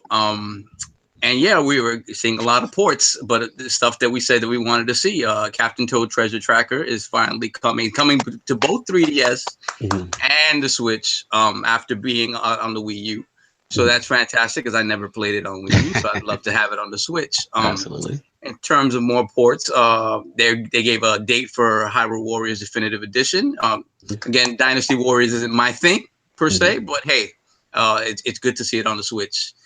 In terms of third-party stuff, so we have South Park: The Fractured Butthole finally coming. We talked about this last night. How it was. I hope they announce like a package deal with that and the Stick of Truth, because it only makes sense that they package both games together. I've been told that they're both coming out. Yeah, it makes sense. It makes sense that it would. That's a huge get, y'all. We can't move over. That's a huge get for them. I'm gonna have to be real. Like, I've definitely been on the neutral side of Nintendo, where they could go or they could come. It doesn't really matter to me. But that direct, like, I was like, okay, I could, okay, all right. I was like, wow, I was actually impressed. Really, I'm surprised because it was just a lot of ports. It's a lot of ports. Because it showed me the thing that I have the biggest issue is, are they committing to third party? And if they're having South Park, they're committing. Okay, that's good. That's good to see. It's third party committing to them. That's the whole thing. Is I always felt that it wasn't Nintendo, telling people no. It was the other people telling Nintendo no with the Wii U. And right now they're riding such a high that these guys got to get down or lay down. It's just very simple. The numbers are showing that they're selling, and why not have your game there so it can sell? Just do it a very decent port. Don't do WWE. That's all. Yeah, there you go. So then we have Little Nightmares coming as well, a game that came out on PS4 initially and PC, I think, and then Xbox, and now it's coming to Switch. We have the Travis Strikes Again. They showed a little more footage of that, which is anybody who's a fan of No More Heroes should be interested in this. The weirdness that is Travis Touchdown. And then, I guess they gave more info on Kirby Star Allies, which I downloaded the demo for Kirby Star Allies.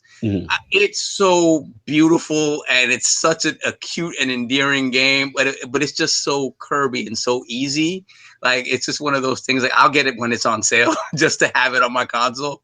but it is a very pretty game. And definitely speaks to that younger demographic that I think is just gonna eat it up. Yeah. So besides that, we have Undertale coming as well. Undertale finally coming too. Yep. Yeah, that's a big one. That's a big one. It was huge on PC. A lot of people even had it up as their game of the year, the year that it launched. So it's good to get that game on there. And then we have Okami HD, recent HD remake. Oh my God.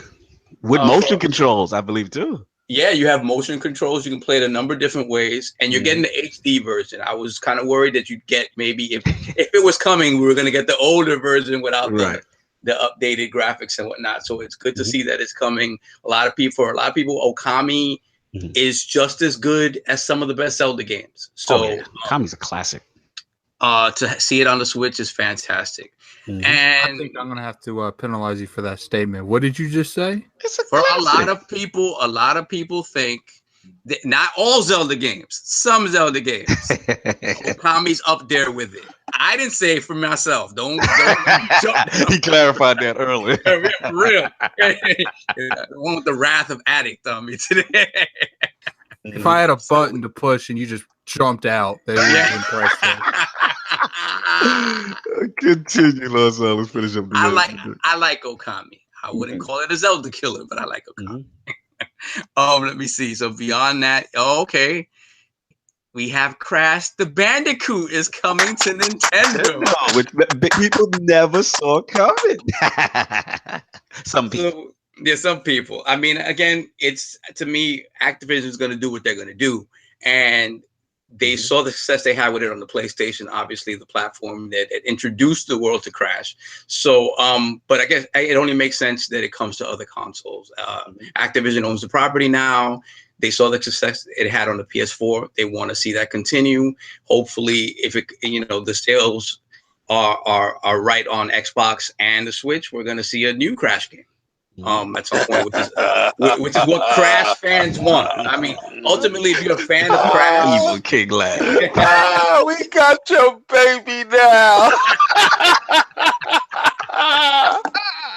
He's so evil. Continue. So, I mean, it's good to me. It gives Crash the best chance of coming back in a new iteration. So it's fantastic to see. Launching for everyone.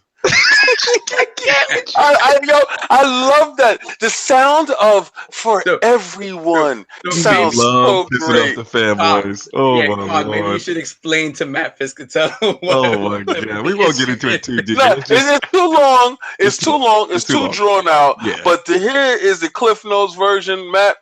I am so happy that a property that was supposedly exclusive, really wasn't, because it was on an Xbox system before, is now being able to be enjoyed by everyone. I love that part. That's all. That's all this is. I love that part too. Like these games, I don't know, man. Exclusivity, I get the business case for it. Yeah. But shoot, man, like these are fun games that people should just have fun playing. So the business kind of gets in the way of that sometimes. Yeah. See, Matt feels how I feel. Continue. So the final big three announcements. So Splatoon 2 is getting a DLC add-on with the Octolings, and it's a single player, like robust add-on. Splatoon 2, man, like it's big here. It is huge in Japan. Huge in Japan. So the fact that they're continuing to add to this game shows the confidence they have in this property. And the single player stuff I thought was cool. I in Splatoon 2, I liked it. I could have done with more platforming elements. Like I think they needed to incorporate it more to make it feel more like a platformer. With like if you look at like Mario Sunshine or something like that, use that as sort of like a baseline for how to handle like the water physics and stuff like that and the ink physics. So that's very cool to see. Mario Tennis, they broke down the gameplay of Mario Tennis. They didn't go too much into like the story mode and the campaign and whatnot, but they broke down the gameplay and they added so many different things in terms of like trick shots and like countering trick shots. Like they really broke down and they got in depth. They got in depth with it. And they made the game a lot more robust, and then they also allow you to play it in a less arcadey way with like regular rules, no crazy trick shots. So I'm kind of excited for Mario Tennis. I want to see what the story mode does and how they kind of turn things around on that. And then the big one, the big one, everybody knew it was coming, but it didn't keep people from losing their minds when they saw that Smash Brothers was announced for the Switch. Boom! With the Octolings in tow, so they're going to be in the Switch version. Yeah, people lost their minds. Everybody knew it was coming. It was just a matter of time. They were not going to release Smash Brothers on the Switch. But I think the speculation now is, what is it? Is it something brand new? Or is it just a souped-up Wii U version with the Octolings added? There's a lot of speculation going on in reference to that, and I know people saw that they saw Breath of the Wild link in the back, and there's a lot of speculation going on. But let's bring it to the table and bring it to Lord Piscatella. What did you feel overall about the Nintendo Direct? Did it excite you? Anything specifically? What was your thought process on it? Yeah, so okay, let's talk about Smash for a second, because I'm a little confused. I'm still confused. So Smash the Switch has the online service coming later this year, right? Yes. They need something to put with that product or with that offering, and of course it was going to be Smash. I thought this was the most of course announcement of the whole Direct. It just seemed the most obvious thing going into it that this would be the takeaway, and yet I see the videos of grown-ass men falling to the ground and wiggling. Oh my god! Like don't you take my glory, Lord Piscatella. Don't you like they're possessed or something. Like I don't. I saw reactions for Super Smash Brothers like that though. Yeah, no, dude, it was he's correct. I mean, I was retweeting the day it was announced. I mean, people were in the. I kind of had a huge feeling that was gonna happen. So. Yeah, like people in the Nintendo New York store, and I guess they would let live announced, and they were going crazy. People were passing out.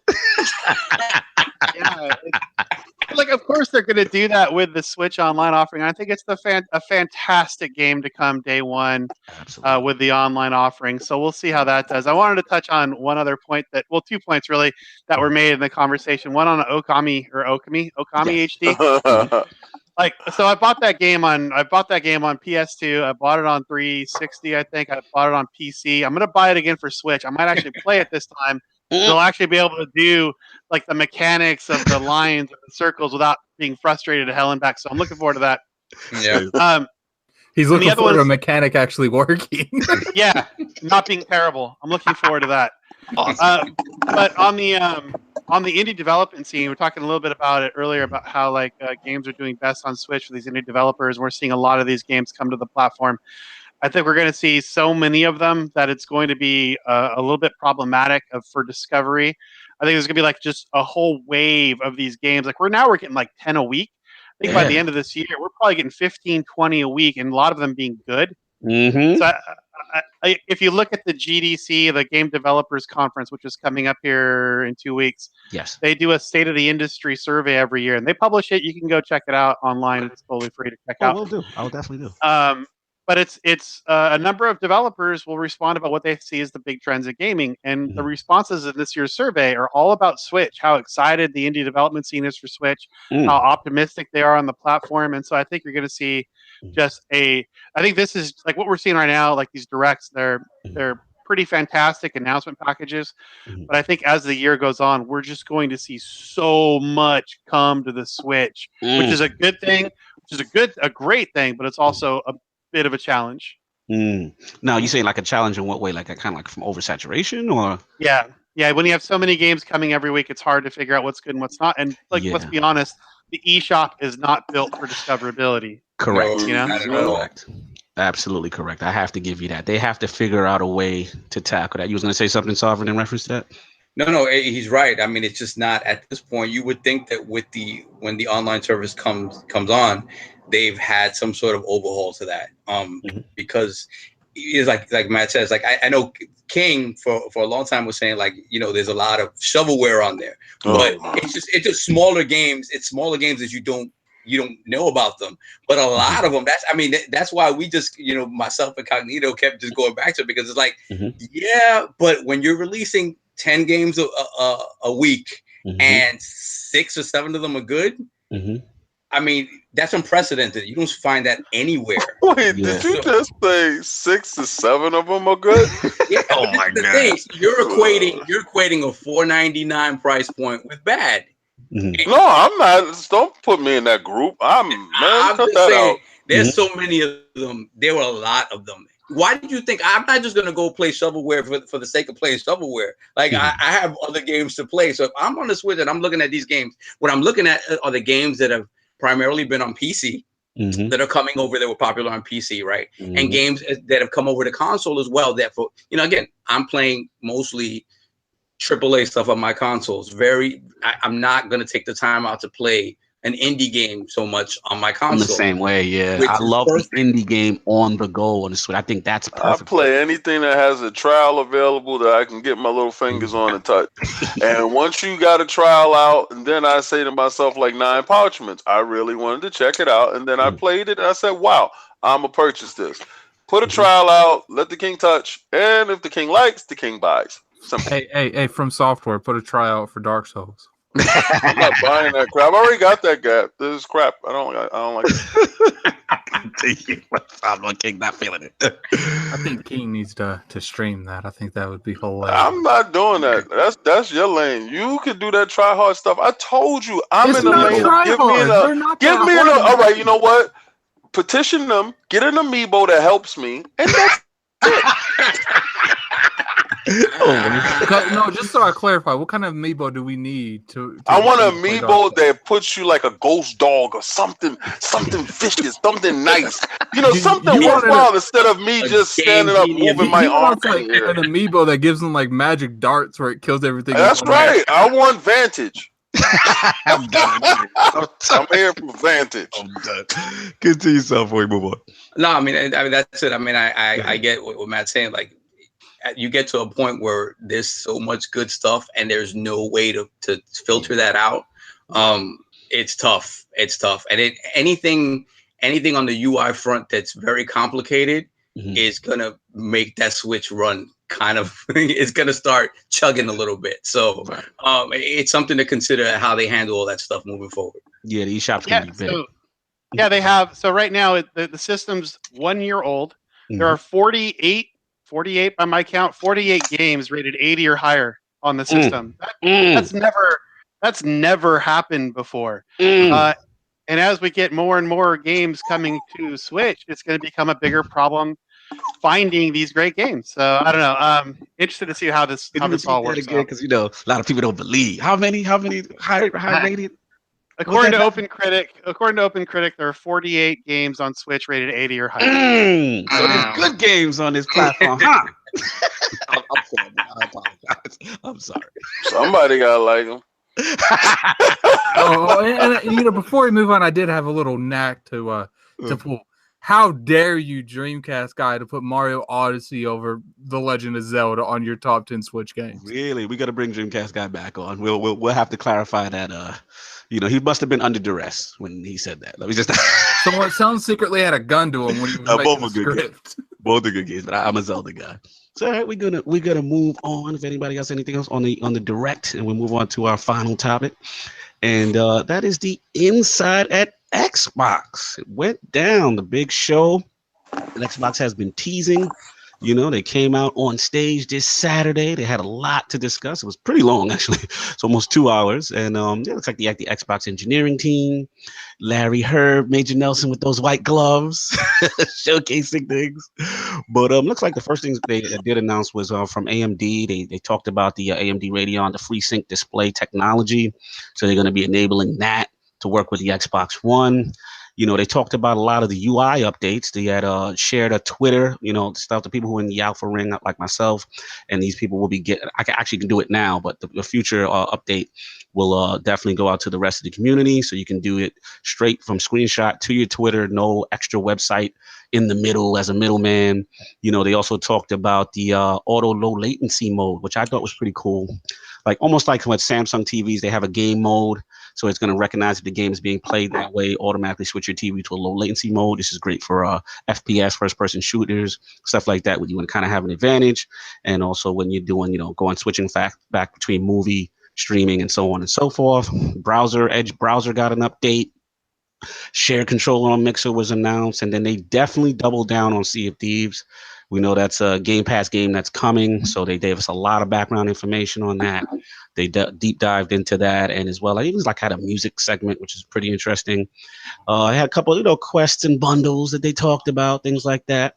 So, and of course, Game Pass. The last thing I believe they talked about the City Skylines and how that's going to be entering Game Pass. So I just want to get thoughts from the round table, and let's get Lord Piscatella on this. And if he got a chance to catch the inside at Xbox, and if he did, what was his thoughts and impressions? So not related. I fell asleep about 20 minutes in. Totally related. It wasn't the fault of the show. I've been on the road a lot. I was my tired. man Matt is always tired, man. He works a lot. You got to give him. I was tired. Cool. Like, I don't know. It was fine.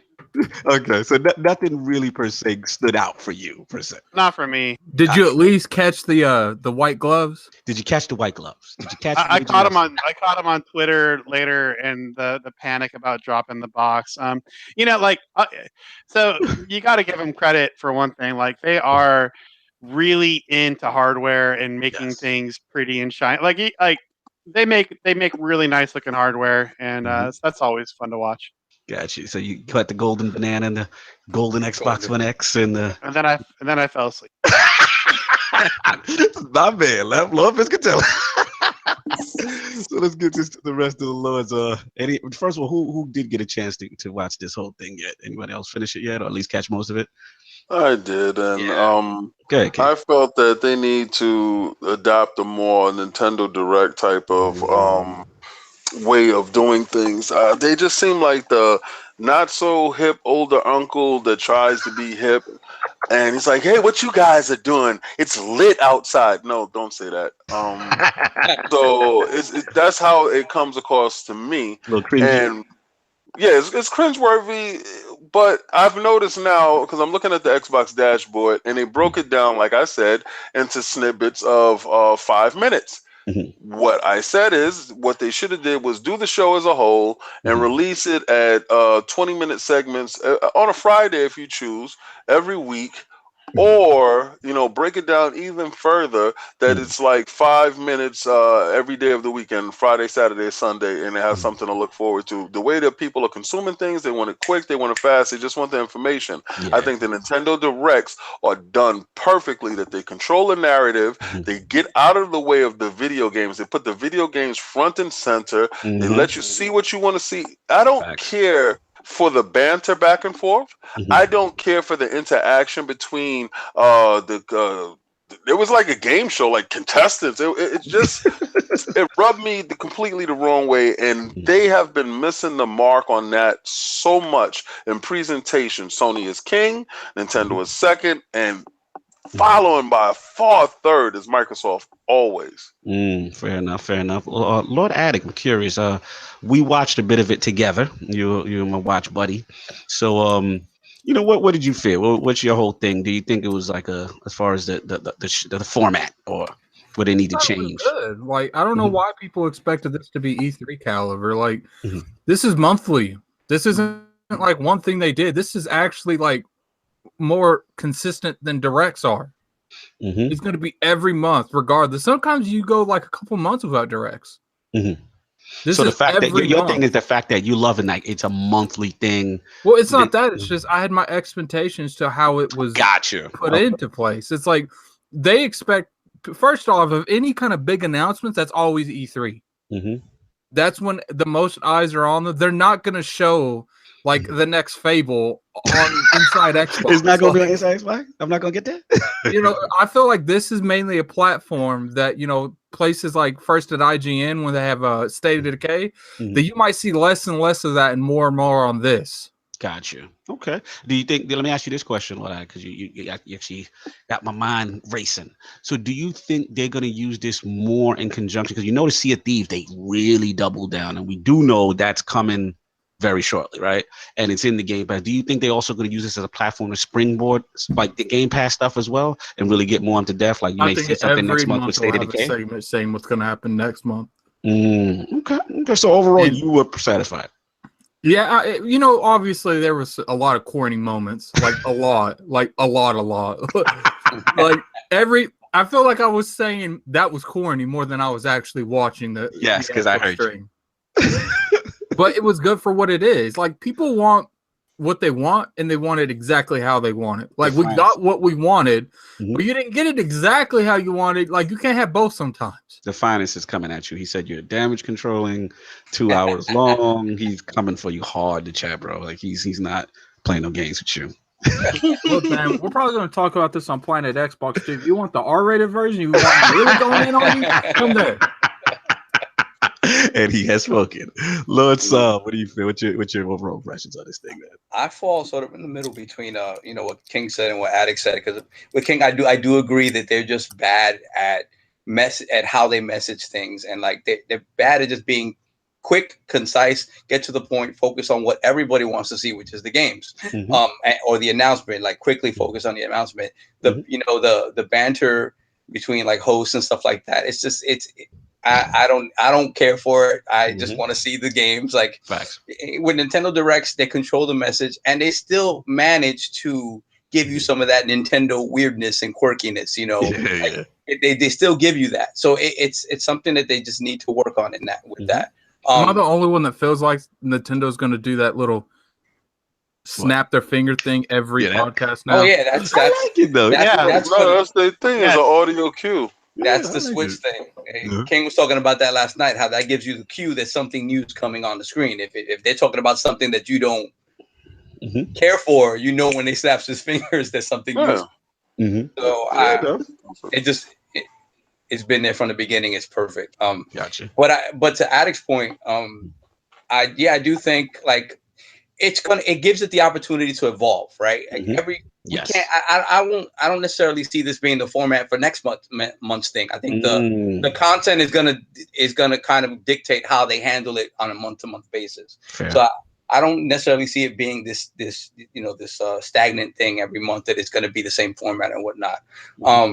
And then from the stuff that they announced themselves, me, I'm a tech head, so like for me, the variable refresh rate stuff is huge. That was what got me. Game mode, 1440p. Like I was like geeking off of that stuff. Yeah, the game mode stuff not so much for me. I only play in low latency mode in any time, like in a competitive shooter or something like that. Beyond that, I don't turn it on. I think it affects, because it affects video quality. It affects the quality adversely a little bit. So I'd rather not. But if you're playing something competitive, you give yourself the best advantage you possibly can. But the variable refresh rate stuff is huge, because not everybody plays on monitors, and not everybody has a FreeSync monitor. But this, over the past year, I think there start to be TVs that are implementing it more and more. And I think as this stuff becomes more ubiquitous in consoles, Xbox doing it now, maybe PlayStation does it in the future, I think we'll start seeing more TVs that support it. So I think it's a huge thing, Yeah. I'll jump in real quick. I was watching it with Addict. It was a little too long and sleep-inducing in certain parts. I understand Lord Piscatella's frustration. No, it had nothing to do with the show. I was just really tired. I'm gonna let you rock with that one. I wanted to bring up something I seen in the chat. Go for it. Brap, you my dude, okay? But you can't tell me that you had zero expectations for this and then complain when what didn't go to your expectations. That's literally contradicting what you just said. Like, you can't have zero expectations and be like, I didn't really think they were going to show anything. And then, how long was your guys' podcast yesterday? Oh, we did Lords of Arcade with the you can't spend that whole time complaining about it and then expect me to believe you really had zero expectations. Right. No, listen, man. At the end of the day, I'm on a side with shout out to a Tick podcast last night. They had a good show, and also shout out to Lord Sam Tolbert, our Lord editor. I came in with low expectations. I knew at this point in the stage where Microsoft is, for me, I'm just happy that they're doing something like this. This is something that Microsoft really hasn't done this gen so far. Sony's been the king of that with the PSXs and all these other little shows and stuff like that. Nintendo's been pumping it out with the directs to direct minis. So just for Microsoft to say, look, we're going to throw ourselves in the hat. This is something the fans want. Because let's be honest, the fans get tired of just waiting for E3 and hopefully maybe they say something at Gamescom. So as a monthly thing, I think that's pretty cool. Was it? Got to restructure it. Yeah, they got to restructure. It's the first one. Was it way too long? Yes. Was it, your weird uncle awkward parts? I feel like they quoted Major Nelson's gloves more than anything else. Yeah, the Major Nelson gloves guy, like he was Vanna White out there with the. I'm just like, look, man, this is ridiculous. And one thing I do have an issue with what they did is like, I thought they were going to show us new stuff on Sea of Thieves. They literally showed us everything we've already known. Like it was nothing new. So like that does kind of make me a little bit aggravated because it's like, I understand they're trying to say stuff like the Kraken for launch, but there's a lot of people that's completely down the middle with this game. So they needed to do something to win them over. And what they showed yesterday, just re-showing everything they've showed, is not the way to do it. Got you. So again, this is something that, they can learn as far as presentation, just like Lord King said, Sony, I feel, is king with knowing how to present, how to get that stuff out. We reiterated, again, last night on Lords of the Arcade with Enrique. And, like I said, I'm just glad the hat's in the ring. I'm glad it's monthly, though. To me, honest, State of Decay is more my game. So that's the Inside Xbox. I don't think that's going to happen with Inside Xbox. They better. I think IGN's going to show the majority of that.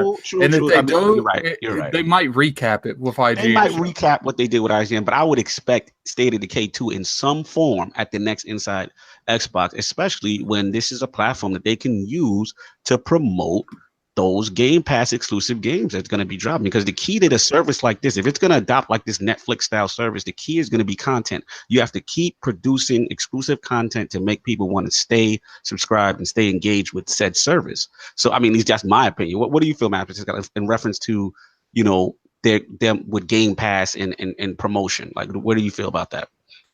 I agree. Like, they're going to have to keep bringing new content in and cycling stuff out and keeping people in the service. Yeah, I mean, how any subscription service really works when it's not tied to paying for multiplayer gameplay. And another thing that kind of like, since you're bringing it up, Matt, like why, like if they're going to use this service and they're going to do it every month, don't say we're going to announce one game coming to Game Pass next month and we'll save the rest for later. What? Like you should probably announce them all on that platform if you want that to actually do something. It's gonna be interesting, I mean, we'll see. This thing hopefully may evolve. This may not be the set format. They may be still finding their way. But that's what I had on it. If any of the lords had anything else, we'll wrap this thing up. Yeah, so it looks like we had we got the new ILP poll, which will be based on said show.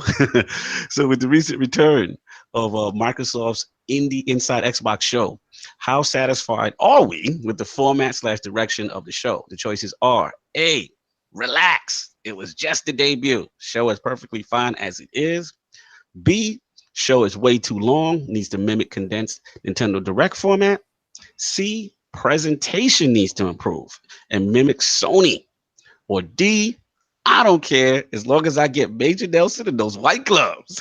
You realize that your last choice is always something ridiculous, right? Gotta love it, right? The I don't care choice. Notice that he was spreading that, like that nonsense is spreading like a plague. I know, they love it. I get a lot of this. By the end, you have to give people the outlet. With gloves. Watch out, Matt. He's coming for you next. You're gonna be wearing some white gloves. Tell me about it. That is the question. Those are the choices. Please rock the vote and hit the ILP Twitter polls hard when it go up. Lord Matt Piscatella of the NPD group, much appreciated for stopping by in the realm of the Lords, dropping knowledge, educating us, educating the chat. Absolute pleasure to have you on the show, man. Where can the fine people find you, and what else do you have going on? Oh, man. Well, thank you very much for the invite. It's been awesome. It's great spending part of Sunday with you. I don't know. I'm on Twitter at Matt Piscatella with 1 T because my mom was on drugs in the 70s. And I got a blog on NPD.com where I'll post some longer form stuff. I have to post. I haven't posted in a little bit. I need to post something. So I'm gonna write something and put it up there. Nice, man. Yeah, definitely give us the links to those those posts, and I'll put them up. And also, will we be getting any of those your monthly MPD videos? I really look forward to those. Like, are those coming back? Yeah, so I missed January. Things happened. So for February, I'll be in a hotel room for 4 days with not much else to do at night. So yeah, I'm guessing February it's going to come back. It should be right around, I don't know, the 20th or whatever day that is. So Okay. yes, nice. Or 21st, 20th, no 20th. 20th. All right, so we're gonna look out for it on the 20th. Now, real quick question in reference to generally, it's like after the 15th of the month is when generally those numbers you're allowed to kind of talk about and put them out for the previous month. Yeah, it works off the retail calendar. It's all confusing. Generally, the second or third Tuesday of the month is when these things will come out, but it's weird. It depends. You're at the mercy of them sometimes, pretty much. Yeah, pretty much. It's all retail calendar based. So, but I generally post things on Twitter about when it's coming out. Absolutely. Also, please support. Like I said, you can catch him as well. He's on the SDGC podcast. Great groups, guys. Lord Negative. He's been on the show multiple times. Also, you can catch him sometimes on the Basement Radio Arcade podcast. Also, dropping knowledge over there. Who was in the chat, So really appreciate that. So we're gonna get our outros going on. My co-host with the co-most, Lord Addict. What do you have cooking up, and when can the fine people find you? I guess he can't be found. The tooth took over. The tooth took him down. No, I'm here. I was talking to my brother. Oh, okay, cool. Was this my outro? Yeah, it's outro time, brother. All right, I appreciate everyone for coming by. I definitely appreciate Matt for coming by. It's like I said at the beginning of the podcast, I wanted to actually sit down and have a conversation with you, so I made myself get up with a wisdom tooth impacted. Appreciate it. I definitely follow you on Twitter, and thanks for all the hard work you do in the industry. Oh, thank you. Right on. Appreciate it. Absolutely, man. Definitely a Lord in the realm. Lord Sovereign. What's going on with you, and where can the fine people find you? Well, yeah, first off, man, much thanks to Matt for coming through. We realize how hectic your schedule is. Like, it's kind of nuts. And we appreciate so much that you take time out of your schedule to come here and talk to us, because I know, it has to be kind of crazy, like your work being sort of like the fuel for the fanboy wars and stuff like that. So it's always great to have you on and for you to kind of set people right and give your perspectives on what's going on in this industry that we all love. So really appreciate your time, man. Oh, right on. Anytime. That was fun. Absolutely. Lord King. Where can the fine people? I'm glad we got the clarification out with the fudging. I love that segment. That was awesome. Lord King, you there? Oh, he looks like he's muted. He looks like he may have stepped away a little bit. Hopefully, we get him back. Well, sorry, I was muted. I was going to say, First and foremost, I would like to say thanks, Matt, for showing up. Great show. I knew it was going to be a great show which you was on. A lot of viewers tuned in to listen to what you had to say and to get a better understanding of how they actually work, how the numbers actually work. And you were very articulate and clear in getting it across. You actually answered the question that I didn't think that you was going to even approach. So I'm very happy in that. Like I said, I'm so happy that you showed up. The fine people can find me on Twitter, Instagram. Oh, no, you're not, don't we're not doing that. I'll shut you down there. Don't do that. Just look for me on Twitter and Xbox and PlayStation. And that's it. No doubt. Hold on. King, you gotta tell them your PlayStation gamer tag. Yes, tell them everyone your PlayStation gamer tag. They love that. Oh, and this is real, Matt. It's Xbox 360 Lover 01. And there you have it. And the fact that Sony doesn't allow you to change your name, it's mine forever. Oh my God, it's Lord Cognito here. But gaming realness has been spread in the realm. Once again, much appreciated for Lord Piscatella coming out, taking time out of his extremely busy schedule. Really appreciate what he does for gamers. He's very personable. You know, definitely if you have any questions, tweet him. He's very active on Twitter.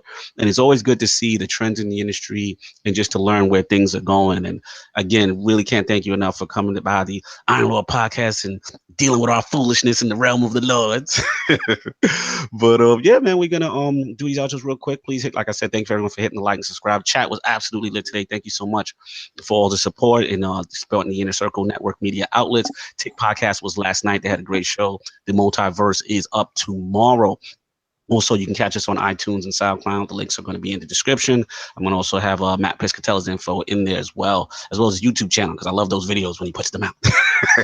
But also, yeah, thank you for also continue to support the Flashpoint series that I do with Evantis. Number 7 is up. It was a fun show. We had a lot of stuff going on there, and we got some more stuff cooking up. You know, the Lords will be at PAX in hopefully E3. So if you're out in these areas, please support, come by, say hi to the Lords. Lord King's going to have some things cooking up for you as well, so that's gonna be good. But on that note, everyone, enjoy their Sunday, have a good time, and we're gonna kill this thing, man. We out of here.